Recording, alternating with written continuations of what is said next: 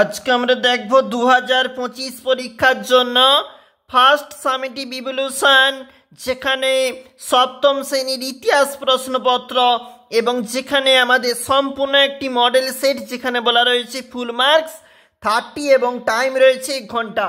দেখব প্রশ্নপত্রটা ঠিক কেমন রয়েছে। সঠিক উত্তরটি নির্বাচন করো। 1 গুণ 5। শশাঙ্ক ছিলেন এক গুপ্ত সম্রাটের মহাসামন্ত। মেঘনা নদীর পূর্ব দিকের এলাকাকে বলা হতো সমতট। তারপর দেখো কি বলেছে, চোল রাজ্যে প্রদেশগুলি যে নামে পরিচিত তা হলো মন্ডলম। তারপর দেখো,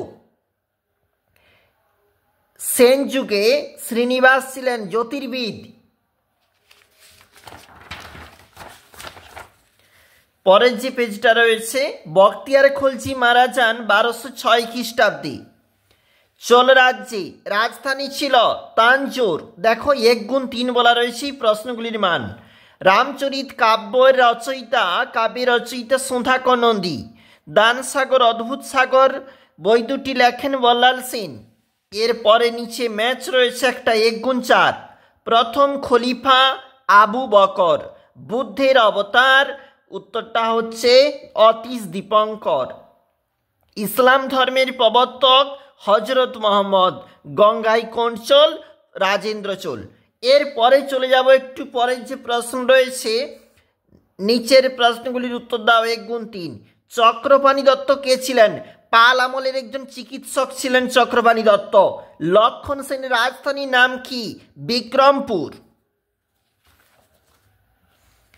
পরবর্তী পেজ আমরা দেখতেছি। গীত গোবিন্দম কাব্যের বিষয় কি? রাধা কৃষ্ণের প্রণয় কাহিনী। নিচের প্রশ্নগুলির উত্তর দেওয়া উচিত কোনো দুটি। 2 গুণ 2। 2 নাম্বার করে। গৌরবহ বলতে কি বোঝো? গৌরবহ কাব্য একটি বাগপতিরাজের লেখা। বইটা অবশ্যই পাবে এবং দেখবে। পঞ্চরত্ন কাদের বলা হয়? দেখো লক্ষণ সেনের যে সভাকবিরা, একটু চলে যাব ওখানে, তোমাদের বইতে রয়েছে জয়দেব, উমাপতি দাস, শরণ, এইরকম 5 জনের ওখানে নাম রয়েছে, তোমরা কিন্তু অবশ্যই পাবে। চর্যাপদ বইতে অবশ্যই টিকা রয়েছে, ছোট্ট করে রাখা রয়েছে, তোমরা অবশ্যই দেখবে। 3 লাইনে রয়েছে যেখানে। নিচের প্রশ্নগুলির উত্তর দাও যে কোনো দুটি। 3 গুণ 2। মাৎসনায় কি? নালন্দা মহাবিহার সম্পর্কে লেখো। দেখো মাৎসনায় রাজা শশাঙ্কের মৃত্যুর পর যে অরাজকতা বাংলাদেশে, অবশ্যই বইতে পাবে, দেখবে। পাল এবং সেন যুগে কর ব্যবস্থার পরিচয় দাও। ভিভিআই কিন্তু পরীক্ষার জন্য অবশ্যই দেখবে। এরপরে একটু চলে যাব। 5 নাম্বারের কি প্রশ্ন দিয়েছে? টিকা লেখো। ত্রিশক্তি সংগ্রাম ভিভিআই পরীক্ষার জন্য।